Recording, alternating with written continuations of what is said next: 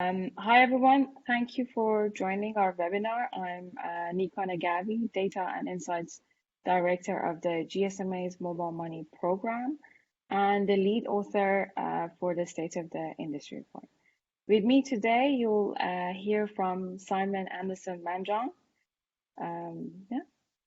Hi everyone, I'm the data manager for the mobile money team.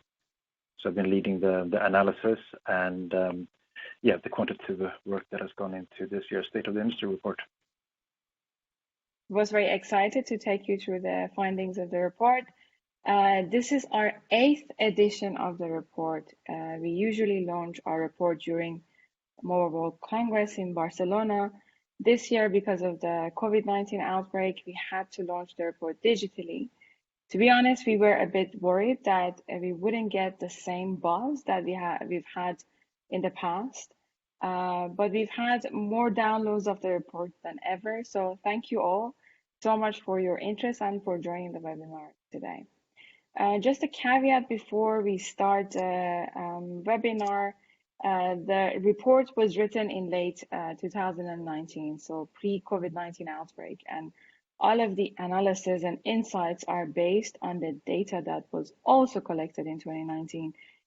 Therefore, it does not reflect subsequent changes to the industry due to the impact of COVID-19. We will cover the impact of this pandemic in our next report. Also, one housekeeping rule before we kick off. If you have any questions, feel free to drop them in the Q&A box. We'll try to answer as many questions as time allows, but you can always reach out to us afterwards if you have a question that is not covered. So with that, let's dive in.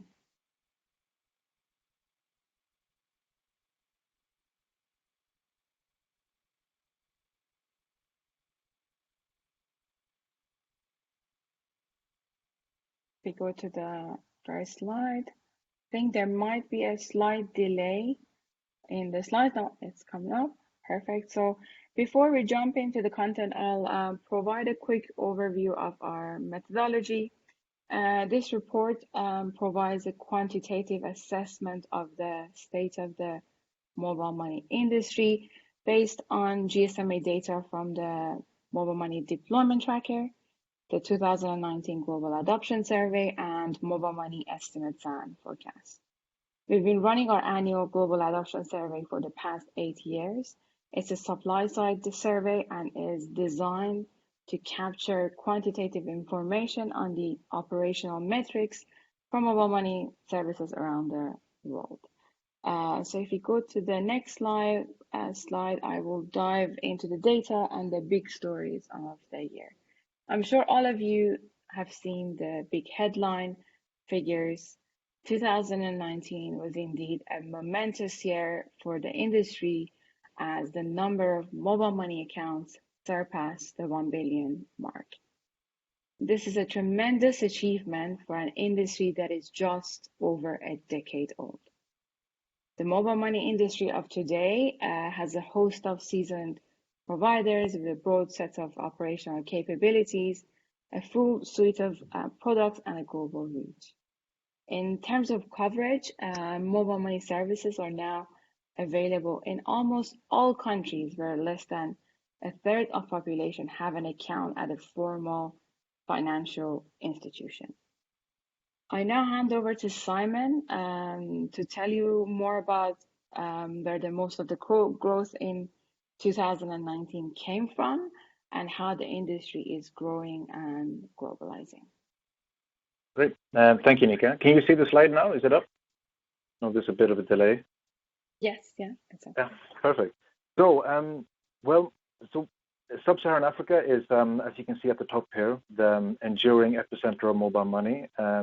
Last year we covered the growth in Asia, but this year we've seen a real rebound in the growth in Africa, and as much as 50 million new registered accounts in Sub-Saharan Africa in 2019. So of course a very high figure. And if you look at the light blue box here, we're also expecting the total number of accounts to surpass the 500 million mark by the end of the year. So to put that in context, we're at 470 million now. So a huge milestone. And if we look to the right here, let me also see if this laser pointer works. Yeah, it seems to work. But as you can see, Eastern Africa still accounts for over half of all registered accounts in the region. But of course, the rest of the region, we see a lot of growth there. I'll move on to the next slide in order to give you a bit of a closer look at the sub-regional figures. So maybe to start off, for those of you who might be on the continent as well, I think it deserves a bit of an explanation here. Our definition of Eastern Africa is the UN Statistics Division, UN Statistics Division's definition. So it's quite a broad definition, reaching all the way from Mozambique all the way up to Sudan. It's worth keeping that in mind. Which is why we see these, huge figures of 249 million accounts just in Eastern Africa. But as we know, Eastern Africa was the pioneer of the industry pretty much. But still, value is growing at 24% last year. So this huge growth for a market which is now in its second decade. But if you look at the growth figures here, I mean, it's growing at 10%, and the rest of the regions here are growing at about 14%. So the rest of Africa is very much catching up. I guess it's worth to mention we're all keeping a close eye at what's happening in Ethiopia and the liberalization, the telecoms market there. So of course, East Africa could get a boost depending on developments there. Otherwise, Central Africa, we've seen pretty much unprecedented growth there, being pushed by Cameroon and Congo as well. And again, in terms of keeping an eye open, we're keeping an eye on DRC. It's of course a very competitive market. It's a big population, a big unbanked population, and also a lot of the big players are present in Central Africa. So very interesting. Of course, this might be a bit surprising. Southern Africa, we see a lot of growth in Southern Africa, developments in a lot of the smaller countries, and of course, we've also had new efforts in South Africa itself. They won't really be covered here, seeing as those events are more recent. If we actually move on to Western Africa, which sometimes becoming the new darling of mobile money, I think we see very high growth across the region. Of course, we've seen this very publicized growth in Ghana, which there's been a lot of talk about. We see a lot of new investment into Nigeria. So that's something that we cover in more detail in our report. Investment into different fintech players, and of course, we'll see how the MNOs will engage in that market in the near future, with regulation having changed fairly recently. And I think also, when possible, we should try to talk about Africa as a whole, as a continent. There's not a lot of activity currently, or not a lot of active accounts, I should say, in Northern Africa. But we've seen a lot of new business activity, a lot of services being launched and relaunched, and players re-entering markets. So, I mean, North Africa still has a large unbanked population. So, very much hope that Africa as a whole will ride the mobile money wave, so to speak. Now, of course, Africa is not the be-all and end-all of mobile money. As I said before, last year we very much focused on the growth stories in Asia. As you can see here, East Asia Pacific added 30 million new accounts last year. which of course is significant. So this growth is it's primarily pushed by developments in Vietnam, Myanmar, Philippines, and Indonesia, of course. And we see a lot of innovation in Indonesia as well, and new types of players. Yeah, it's a very interesting region overall. And of course, in Vietnam, we're sort of on the precipice of some change there as well, with a lot of new licenses being offered. Southeast Asia as a whole is a very interesting region for mobile money right now. Well, if we look at South Asia, we've seen a bit of a stumble actually, because we had a major player, Aditya Birla Payments Bank, dropping out of the Indian market. For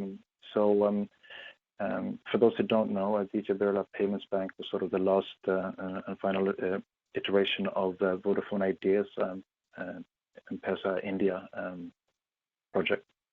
But the reason I'm mentioning that is because South Asia as a whole is going from strength to strength, really. So we saw this drop primarily caused by the Indian market, and I think we've seen changes in the Reserve Bank of India and their approach to the payments bank's model. Yeah, we're very much hopeful about the Indian market and sort of changes happening there. But again, just to contextualize everything, it's mobile money is far more widespread these days, of course, than just being in Africa. And if I move on to, I'll give it a few seconds to load. If we move on to, well, what we like to call the backbone of the industry. I know there's a lot going on this slide here, so maybe we'll start with the blue band at the top. And so we have 7.7 million registered agents last year, with 54% of them being active. This activity figure differs a lot depending on sort of what model each service and what's most prevalent in a country. For example, these activity levels are very high in Latin America. So I think if we move on to the bar chart here, this is essentially why we call it the backbone. The fact that mobile money, the agent network, is so much wider and broader than traditional channels. So we're comparing here to ATMs and banks. So per 100,000 adults, there's 228 mobile money agents. So again, I mean, what makes mobile money such a strong proposition is that it's the industry's ability to reach hard to reach areas and ability to increase financial inclusion. And so without this distribution network, that would be very hard. So it is the bread and butter of the service. And if we move over to the illustration to the left-hand side, so from the services that gave us data on commissions and the number of agents, we had a look at how much on average each agent can earn. So we see, as you can see here, 1.1 billion was paid out in commissions to 1.4 million agents. So on average, that's $841 a year. And of course, I mean, what's worth keeping in mind here is that most agents are small shops, right? They're mom and pop stores or operate some form of micro retail business. So having this extra stable income it allows these businesses, these micro retail businesses, to spread costs and ideally create more work opportunities, job opportunities. So we very much believe that this is critical to achieving SDG 8, which is a little logo here to the right, which is decent work and economic growth. So if we look at actual activity, active accounts, give it a bit as well. So last year, or by the end of last year, I should say, we had 372 million active accounts worldwide. So that's 36% of all registered mobile money accounts. So I should say this is activity on a 90-day basis. Of course, you can be active and not use an account every 90 days if your primary use is maybe remittances or something like that. But we look at 90-day activity when we look at active users. And I think the main story, not the main story, but the big interesting story here is that just in the last 5 years, we've seen the number of services with 1 million account go from 27 in 2014 to 77 at the end of last year. So it's a huge growth with that many services now having more than 1 million active accounts. And as you can see below, 21 of these services have over 5 million active accounts. I guess needless to say, perhaps, but if you're operating in a very small country, you can be very successful, but you'll never reach these figures if you're running a service in Tonga or Pacific Islands. So it's worth keeping in mind that looking at absolute figures might not always be the best indicator for success. But I'll move on to one of my favorite graphs from this year, or chart, and this is looking at how mobile money is reaching the poorest and the most excluded. So I'll slow down a bit maybe on this slide to take you through it. So on the y-axis here, we have GDP per capita, the wealth to simplify, and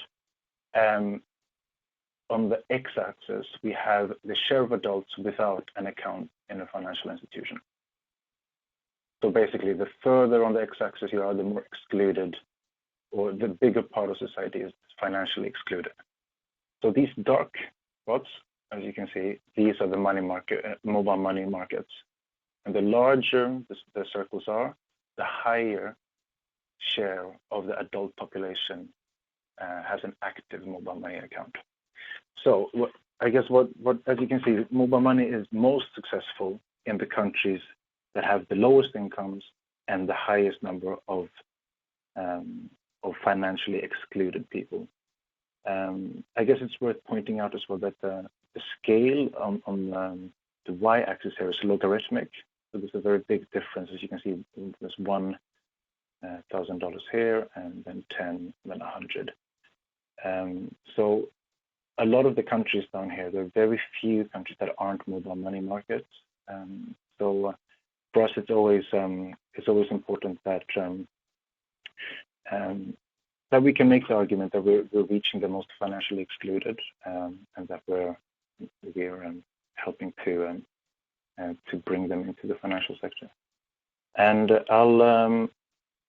at that, I'll pass back over to you, Nika. Thank you, Simon. What a strong and great basically start. So now I'm going to talk about another key milestone that the industry has reached in 2019. It became a $2 billion a day industry. So what we've seen was that total transaction values grew by 20% in 2019, reaching $690 billion, which means that the industry processes close to $2 billion a day. We forecast that this strong growth will endure, and by 2023, over $1 trillion will be transacted via mobile money platforms on an annual basis. This translates into over $2.8 billion a day. Obviously, this growth and scale is a positive signal that the industry shows higher levels of customer trust greater relevance for users, and the capacity of mobile money to digitize an increasing amount of capital. So if we go to the next slide, now that we've covered the headline figures and the scale of the industry, let's look at the commercial sustainability and the shift towards payments as a platform model. Last year, I'm not sure if most audience may not be familiar with the term payments as a platform.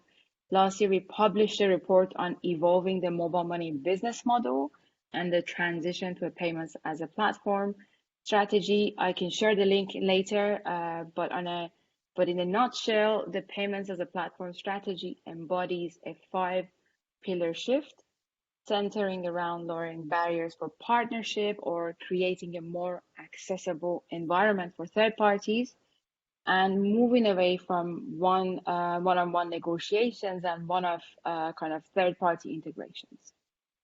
We believe that this shift will enable a diversified revenue model stemming from adjacent services, businesses, and governments.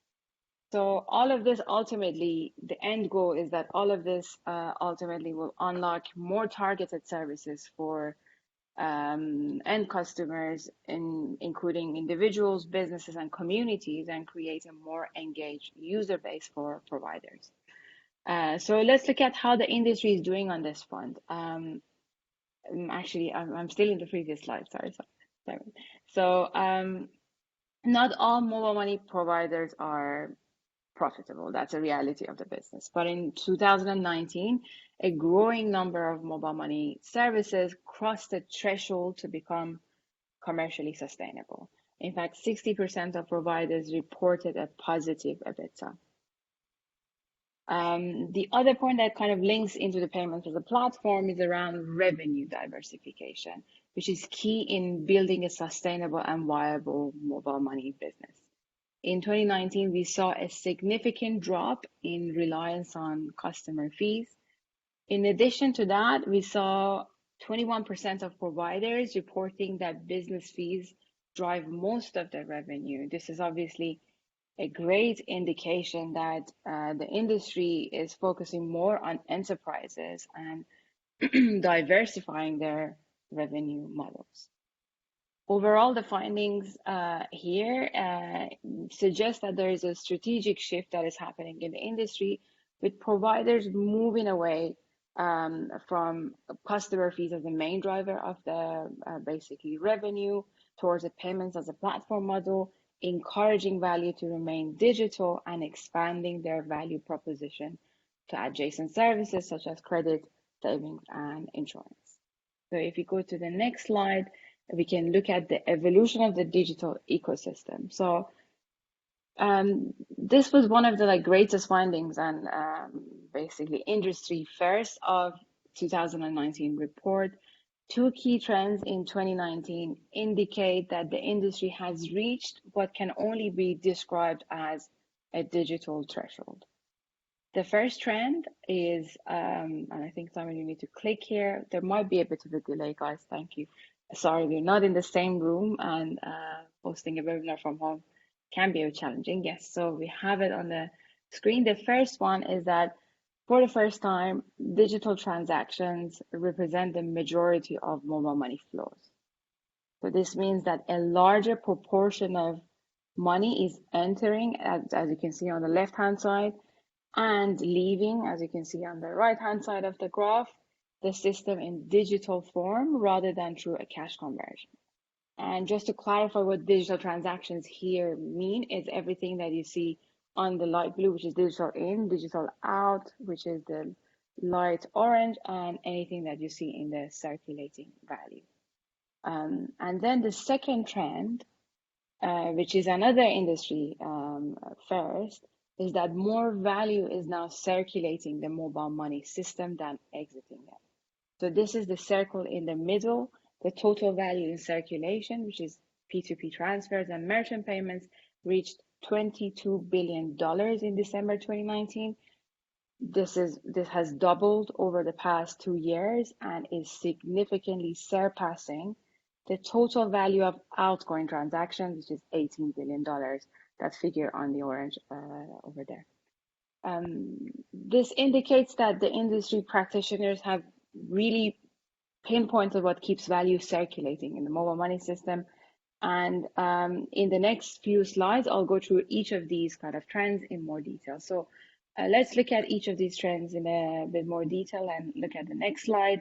Trend one, i.e. digital transactions for the first time exceeding cash and cash out transactions and accounting for 57% of all money flows.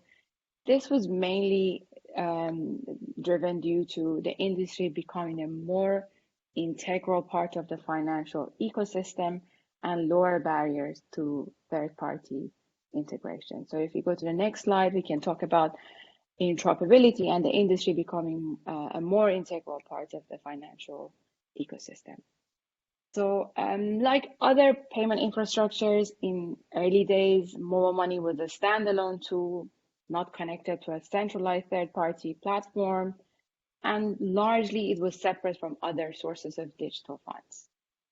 This has of course changed today, and the mobile money industry is increasingly interoperable today. In most markets, in fact, 48 out of 95 markets, customers can transfer money between accounts held with different mobile money providers and with other financial system players. On average, mobile money providers with bank integrations are connected to 13 banks. And in addition to interoperability with banks, mobile money account-to-account interoperability is also expanding. We've seen interoperable P2P transfers growing by nearly 40% between 2018 and 19. And what's interesting is that this didn't have any impact on the existing on-net P2P transfer. So in a way that this didn't really cannibalize the on-net P2P transfer, as some provider might have thought so in the early days. So interoperability obviously is bigger than integrations with banks and mobile money account-to-account interoperability. Beyond domestic interoperability and integrations with banks, the industry is becoming more integrated with international financial system players. Mobile money enabled international remittances have been flourishing for the past few years. And it reached $7.33 billion in 2019.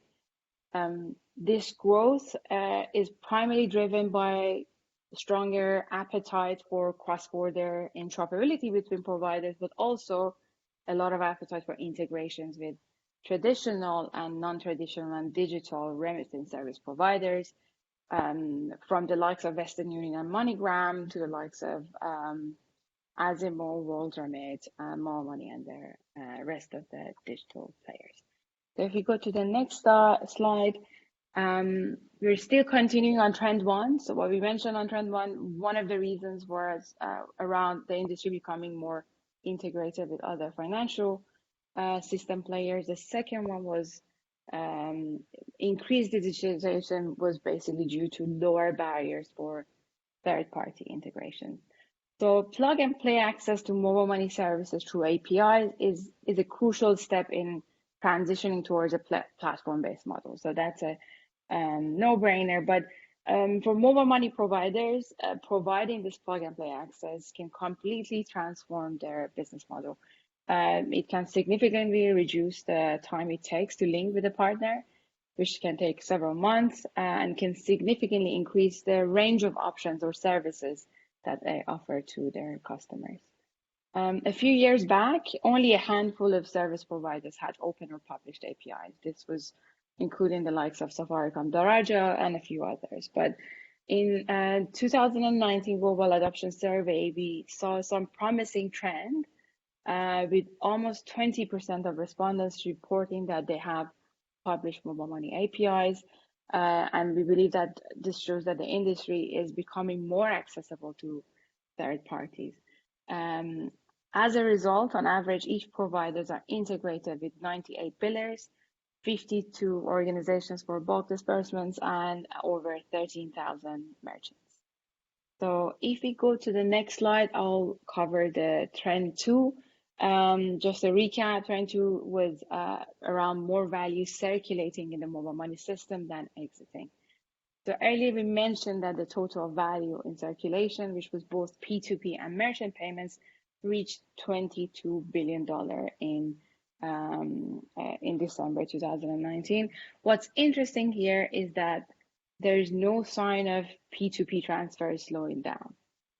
In fact, P2P is one of the most scaled use cases. However, the total value of P2P transfers has more than doubled in the past 2 years. In the past 2 years, actually. And this continued growth and scale, in a sense, is eclipsing the healthy growth that merchant payments are experiencing. Merchant payments had experienced a year-on-year growth of 34%. What's key here is that we estimate that a substantial proportion of these P2P transfers are made by small businesses and micro entrepreneurs for basically payments of goods and services. So we did a research a couple of years back in 2 sub-Saharan African markets, in which we realized that 80% of micro SMEs already own the mobile money account, and out of those, 83% of them were using their personal mobile money accounts for business needs. We've seen a similar trend in other markets, in other mobile money markets, and this is mainly driven by a confluence of factors. Obviously, the informality of the micro SME sector, MSME sector, low levels of ownership of necessary documentation, business documentation, identifications, friction in the user experience for merchants and customers, and also lack of a compelling value proposition. However, as we will see in the following slides, leading mobile money providers have already taken big steps to address some of these challenges. So if you go to the next slide, we're still on trend 2, by the way, just to make sure that you guys are following. Merchant payment, we all know, is one of the most complex mobile money, most complex use cases of mobile money. And convenience for customers is not a strong enough value prop. As they're not the primary beneficiary of the merchant payment solution. Success really relies on offering merchants benefits that cash cannot compete with. Therefore, providers really need to pinpoint a strong value prop for micro SMEs. Good news is that more and more providers are offering a more compelling value proposition for micro SMEs. Again, circling back to the study that we did a couple of years back, we realized in Central Africa, we realized that micro SMEs have pain points that are remarkably similar across countries and continents. Access to financing and tools that help to increase productivity were both one of those basically pain points that were common across the micro SMEs, and we've seen it in other markets as well and continents. In 2019, for the first time, we decided to include a question to understand where the industry is in that front. So we asked providers to share which tools they offer merchants, and 74% of the respondents stated that they offer additional tools to merchants that help them with day-to-day management of their business, such as customer analytics, inventory management, and accounting. When it comes to access to financing, 29% reported saying that they offer credit lines to their agents, and 19% of the respondents offer a credit to merchants. So if we go to the next slide, we can look at how the industry is doing in enhancing the customer and merchant experience with improved payment interfaces. So we know a variety of acceptance technologies are available for merchant payments via mobile money, QR codes, NFC, USSD, etc. But still today, USSD is the most common interface for merchant payments, and less than 40% of providers currently offer QR codes. We've seen that the use of QR codes has really changed the number of merchant payments for a number of providers. In fact, those who offer QR codes have 3 times more transacted, 3 times more in value than merchants who only offer other channels. This obviously suggests that QR codes can have the potential to bring lasting and profound behavioral changes in the industry. So we all know that China has been a leader in using QR codes as an acceptance technology for proximity payments, even among low-income merchants. I guess for us and for the mobile money industry and for a continent like Sub-Saharan Africa, the key question is whether QR codes will see the same level of adoption outside China and in markets where there are gaps in smartphone adoption and mobile internet access. We know that smartphone adoption across emerging markets is on the rise. We know that across Sub-Saharan Africa, smartphones now outnumber basic and feature phones in over half of the markets. That's one of the forecast numbers from the GSMA intelligence. And we kind of expect this trend to continue and predict that smartphone adoption would reach 79.4% across emerging markets. So despite all of this, we know that USSD still is the dominant channel for mobile money transactions. In fact, across Sub-Saharan Africa, for instance, 9 in 10 transactions still flow through USSD. But equally, QR codes hold hold a particular promise because they can be offered without access to mobile internet. There are so many benefits in deploying them. They simplify the merchant payments experience. As they eliminate the need for customers to really manually enter the merchant number. They simplify the expansion of acceptance network or the merchant network for retailers and who do not have access, let's say, to smartphones, because at the least they can only print out the merchant's QR code identifier. Also, like any other technology solutions, there are challenges around deploying them in an efficient and meaningful way. There are several standards for QR codes currently, and leading markets in QR codes such as China, India, and Indonesia are taking a leap forward in harmonizing QR codes and making mobile payments interoperable. Harmonized and interoperable QR codes obviously will have a lot of benefits. They will enable widespread adoption and make it easier for customers and merchants with different devices, apps, and solutions to use the system seamlessly and beyond national borders.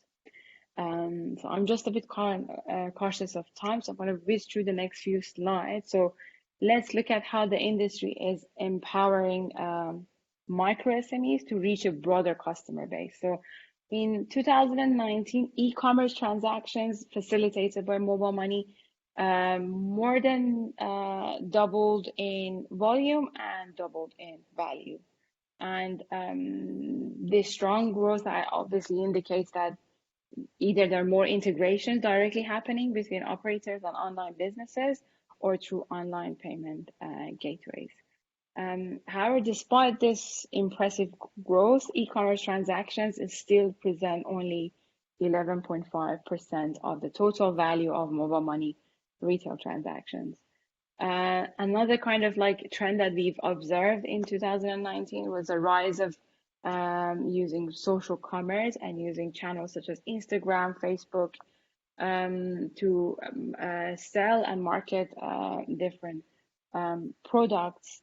We've done a study on this and we've published it back in December.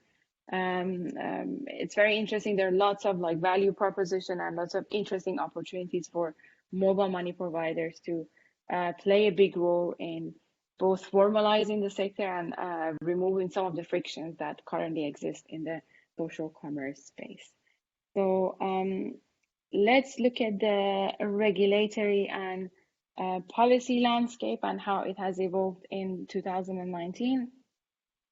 One of the key things that we know is that regulation that was calibrated to enable low-cost services for the unbanked and financially excluded was really crucial to the success of the industry of today. And we did a study a few years back with Harvard Business School and Gates Foundation, and we found that there's a clear correlation between countries with high mobile money adoption rates and those with more enabling regulatory environments. So what we've seen overall in 2019 in reg and policy kind of landscape was that as mobile money is mainstream into national payment infrastructures, the regulatory landscape is also evolving. The traditional kind of MNO-led regulatory model is still very prevalent in many parts of sub-Saharan Africa, for instance, but there has been a shift towards payments institution licensing regimes. For example, Tunisia brought mobile money services under the regulatory purview of the central bank. And even in countries such as Kenya and basically Tanzania, we've seen this model, the payment institution model is gaining some momentum. For instance, in Kenya, Parliament has debated the legal separation of mobile money from the telco business, and we saw something similar happening a few years back in Tanzania as well. Similarly, also the State Bank of Pakistan introduced new regulations for e-money institutions with lower entry barriers for non-banks who are seeking to offer mobile money services. And also Nigeria, one of the basically sleeping giants, as we called it last year.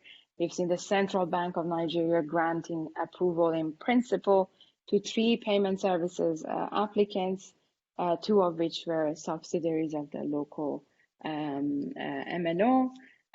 So overall, the sum of these deployments is that mobile money services are maturing. They're becoming of an age, earning the trust of regulators and being embraced by countries across emerging markets as a critical part of their national payment infrastructure. Talking about 2 other kind of factors that will hinder the industry's policy kind of interventions that will hinder the industry's kind of ability to continue to contribute to the financial inclusion gains. We know the sector-specific taxation continued across sub-Saharan Africa in 2019. Over the course of the year, we've seen Cote d'Ivoire, Republic of the Congo, Malawi, and Gabon all propose new mobile money taxes. And according to our adoption survey, 77% of the mobile money providers reported paying taxes, whether on fees, transaction values, or total revenues. And 23% of these affected said these taxations have negatively impacted the uptake of the service and their business. So obviously this will incentivize a lot of like marginalized population to move back to cash, can risk reversing the financial inclusion gains of the industry. Our team has done a new study on taxation, which will be published soon. So I hope that you guys have all signed up to our newsletter and you will get a notification once that is up. And talking about data localization, we know several countries have introduced restrictions on the flow of data across borders, including China, India, Nigeria, and Vietnam. These restrictions obviously vary across jurisdictions, and it can be either on cloud storage or data processing, or in some instances, both of the both cases of cloud storage and data processing. Obviously, these rules can prevent transfer of personal or metadata across borders. And what does it mean for providers? This means that it will increase their infrastructure costs, basically stifle innovation because they can't really build a lot of partnerships, and prevent improvements to data security. And also it can hamper the provider's ability to integrate their platform, as I mentioned, with other organizations and providers and to take advantage of services such as cloud. So if we move to the next slide. So we know that surpassing the 1 billion mark is an impressive achievement for an industry that is just over a decade old. But what is not captured in this big 1 billion headline figure is the empowerment that comes with owning a mobile money account and the ability to access new life-enhancing products and services through the mobile money ecosystem. So from closing the gender gap to unlocking access to utility services, delivering urgent humanitarian cash assistance, and digitizing payments for agricultural kind of value chains, mobile money is helping millions meet their basic daily needs and improve their livelihoods over the long term. So I'm going to just mention two of the stats on this slide. Is quite heavy and it has a lot of stats. We have a whole section on this that I encourage you guys to have a look. So for instance, payments for utility services such as energy and water account for 40% of the total value of all bill payments processed for mobile money globally. And this is both for off-grid and centralized utility services. And when we look at the humanitarian cash transfers since 2017, mobile money platforms have been used to deliver cash and voucher assistance in at least, I think, 44 countries. And by doing so, the industry has enabled digital cash assistance to be delivered to over 2.7 million unique mobile money accounts used by people affected by the crisis. So all of this ultimately unlocks new solutions to some of the world's most intractable development challenges and plays a catalytic role in achieving the UN Sustainable Development Goals. As we enter the new decade, the industry faces new challenges, especially sector-specific taxation, data localization requirements, and government-led interoperability solutions that do not take operational and commercial kind of mobile money model restrictions into account, and also everything else that will surface on in 2020. So all of these threaten to stifle innovation and affect the ability of the industry to contribute to digital financial inclusion and the SDGs. However, we believe that the future is bright and basically change. There's so many opportunities right now to digitize a bigger share of the transactions and verticals and industries. And tackling these transactions obviously require a bit of collaborative effort from everyone in the industry. Thank you so much for listening. I kind of whizzed through towards the end to make sure that you get to see everything. I haven't covered the credit savings insurance section of the report. It's in chapter 2, and I encourage you guys to download and have a look at that. This is basically the infographic that covers all of the data points that we covered during the presentation. You can also download parts of these infographics from our website, gsma.com/Sotir. So with that, thank you so much for listening, and let's look at the questions and answers. I know a lot of questions came both on the Q&A box and through other channels. So Simon, do you want to since I've been a bit busy, do you want to have a look? Yeah, no, of course. So I've had a bit of a look at what questions have come in. I think first I need to just clarify. There was one question on whether or not we're just looking at telco-led services or mobile network operator-led services, which we're not. We're looking at bank-led services as well and fintech-led services. One of the most important things for us, though, is that when it comes to bank-led service, that there needs to be a distribution network and there needs to be agent banking available. So if you need to go into a bank branch to sign up, then you're basically already financially included. We look at all types of services, regardless of ownership, but they need to be available to the financially excluded. that's sort of our core ethos. And then we had a question on. Oh, sorry. Did you want to add any on that definition, Nika? No, you covered that Yeah. perfectly. And we had a question on digital cash-ins as well. I guess that was on your slide. What's pushing, or what are the trends? I believe the question was in pushing digital cash-ins. I mean, you covered some of it, right? With bank integrations being one of the main catalysts for digital cash-ins. But I guess it depends on the market. I mean, in sub-Saharan Africa, we have a lot of salary payments and a lot of business-to-person payments, right?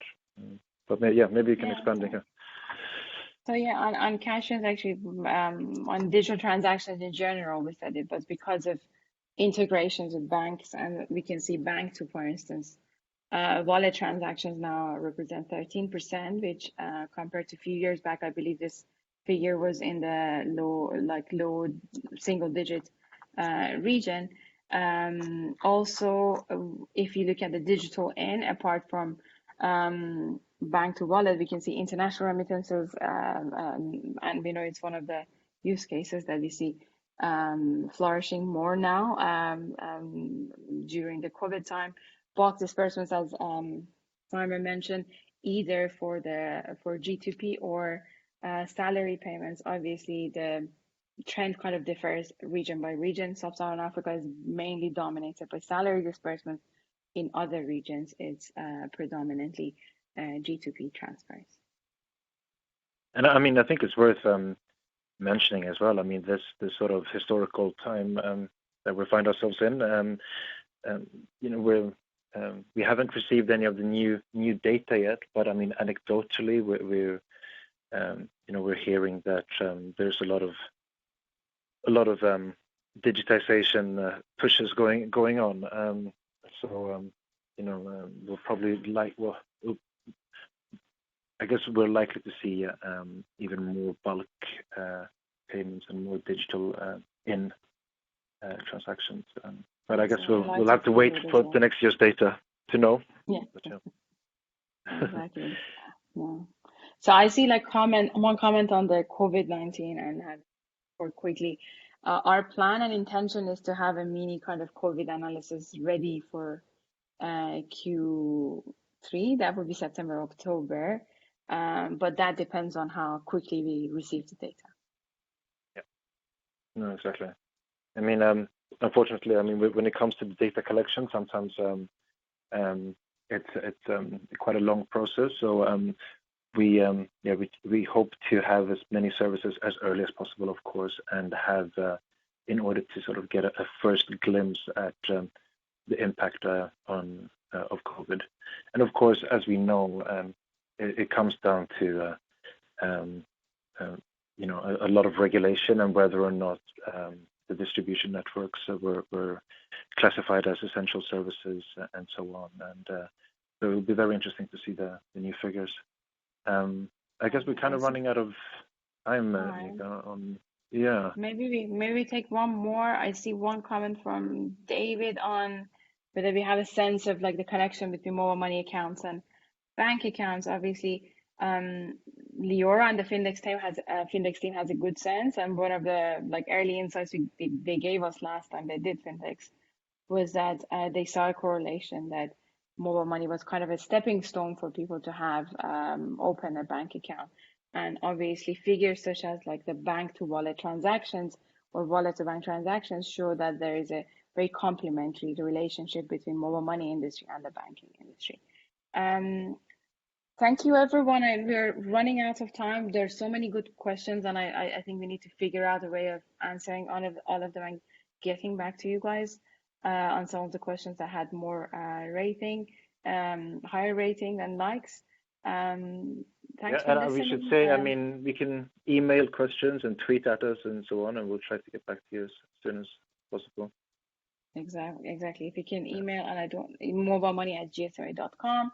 We'll try to get back to you and answer your questions as soon as possible. Thanks for listening, and thanks for joining our webinar today. Thank you. Take care. Bye-bye. Thank you. Bye.